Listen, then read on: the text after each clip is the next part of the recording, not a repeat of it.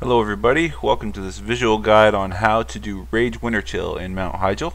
He's the first boss in Mount Hyjal. He's a Lich, and he's a basic tank and spank with a couple of abilities that you have to be aware of.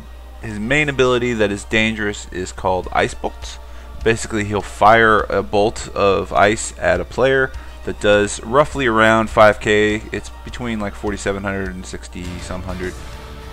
But then it puts them in a tomb of ice, as you saw that druid just got hit with right there, and at that point it does 2,500 damage per second for the next 4 seconds. So basically it's going to do 5 or 6k up front, and then will tick off for 10 more k over the next 4 seconds. So that's going to kill about anybody except a really high stamina warrior or druid.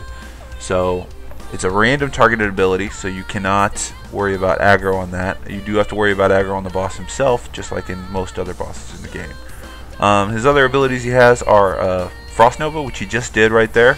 It is really not very dangerous. It does just a couple thousand and locks the people down. Not too much to worry about. Just make sure you top people off, because if they just got hit with a Frost Nova and then followed up with a Frost Bolt, that can definitely be hurtful and kill somebody. His other ability is Death and Decay, which you saw right there. Basically, it is red stuff on the ground that you have to move out of, just like about half the boss fights in the game. Stuff not to stand in. Wow, so unique. Okay, so the only thing with the Death and Decay is it's a little hard to see. See how it's kind of vague and red. So you want to make sure you have your spell details up, and you also want to make sure that you pay attention. If you have him targeted, you can see when he channels it. I just got hit with a Frost Bolt, as you see there. See, the way I got out of it was with my PvP trinket. PvP trinkets will break it, Pally Shield will break it.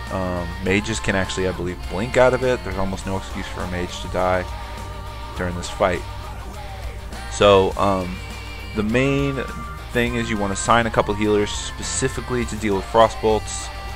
You want to have them immediately be switching targets to the Frostbolt person and spamming fast heals on them to keep them up until they have time to use their PvP trinket, or just heal them all the way through it. There's another guy who just got hit with a Frostbolt.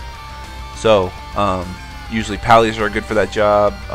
Shaman can do it with lesser healing wave. Priest can do it with flash heal. Druids probably aren't the best to do it. So you want one of those fast healing casts type players. Ideally a Pally with his fast cast is the best. A couple of them. Otherwise he's just a basic tank and spank. At around 50% we drag him over to Jaina, who should be over here by the tower.